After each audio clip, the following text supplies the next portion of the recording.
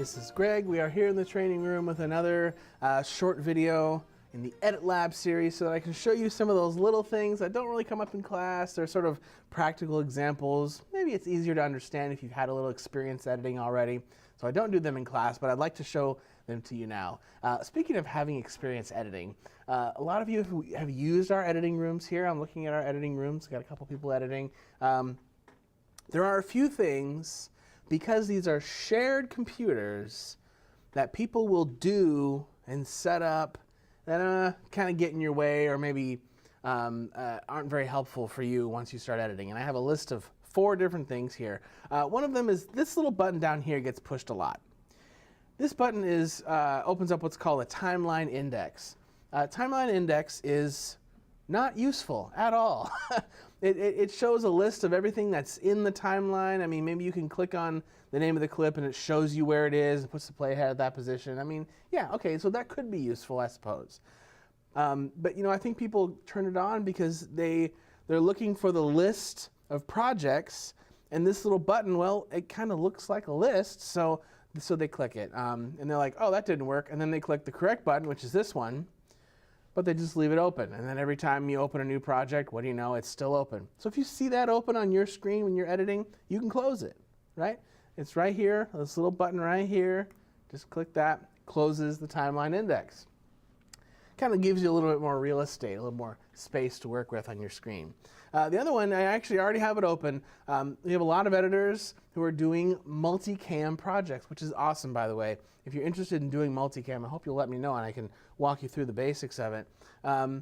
When you're doing multicam, you can open up this little section here, which allows you to see all the different angles. I don't actually have any multicam clips loaded here, but you'd see the angles here. It'll be like 2 cameras, 3 cameras, right?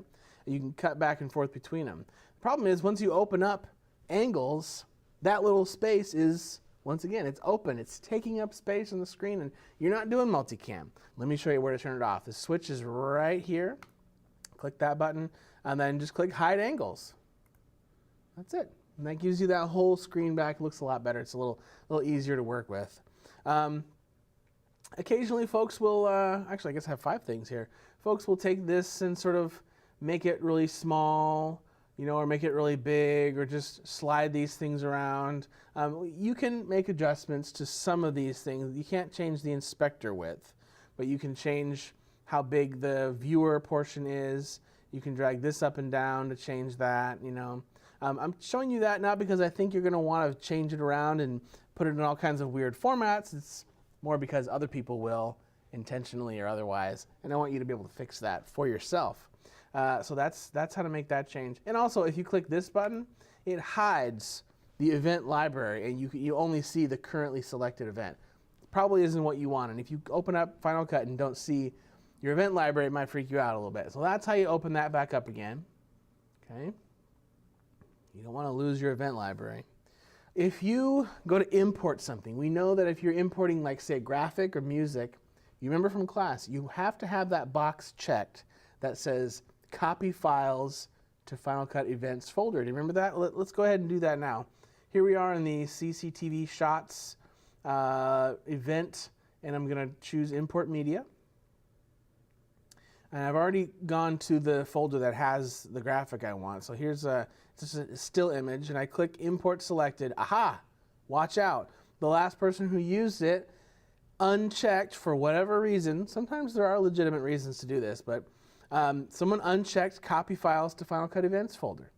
Now, if you're importing maybe pictures off of a thumb drive, if you leave that unchecked, as soon as you eject the thumb drive, all those pictures will turn red. Anyone ever seen that in your event library? Everything says red, media missing, or whatever. You don't want that. So make sure you check the box that says Copy Files to Final Cut Events folder. And go ahead and import that. And again, that takes the file wherever it is and copies the data onto your hard drive in a way that you don't have to, like, go and find it or worry about it getting deleted by accident. It tucks it away in a place where it won't get lost, if you will. So we really like to keep that box checked every time you import music and graphics. Now, the other thing we were importing, of course, is video clips off a card. And I went ahead and put the same card that we use in class or have been going to right click on that and choose Import Media once again, except this time I'll go to the card. I'll click on one of these files here. Oh, how about the Elsinore there? And I'll click Import Selected. And there's the other one that we want to make sure stays checked. Create Optimized Media. You can see that you can't uncheck copy files. It's going to do that either way. But you also want to leave Create Optimized Media checked. It's pretty important. It turns what it does is it imports the file from the card, puts it on your hard drive. Okay, so you'll have the original file from the card. Then it takes that file and turns it into what's called an Apple ProRes format. Don't ask me about the technicals. All I know is that it works extremely well with Final Cut, and it doesn't hitch up so much. It doesn't offer.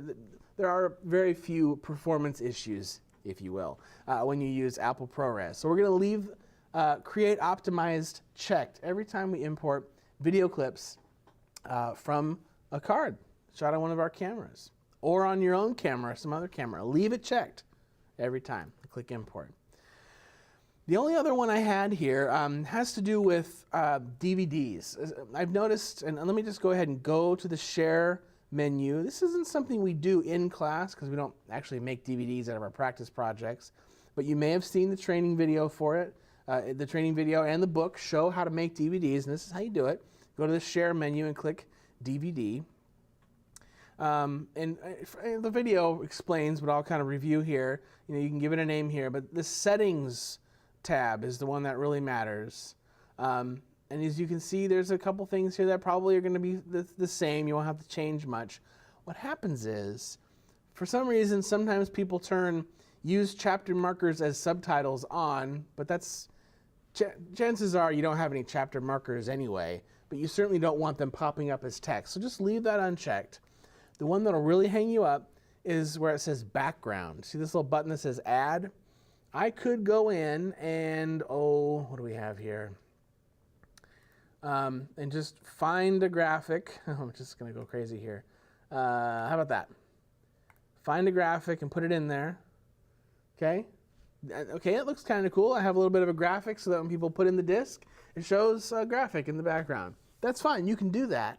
But what happens is the next person comes in and it still says background and it has the name of the file here, but of course their hard drive is long gone. So when you click share, it goes through this long process of encoding and then it fails. And then it quits on you. So what you have to do is, if that has anything in it, just click this little X to clear that out and you'll be fine, okay? And that's all I have. Those are some of the common things that pop up, and those are all issues that happen because you share these computers with other producers here at CCTV in Salem. That's wonderful. It's great that we have that. But I think if you can just remember these few things, that's going to sort of smooth out some of the things that can come up that maybe are the downside of sharing computers. Anyway, thanks for watching. This is Edit Lab, and I'm Greg. We'll see you for the next one, all right?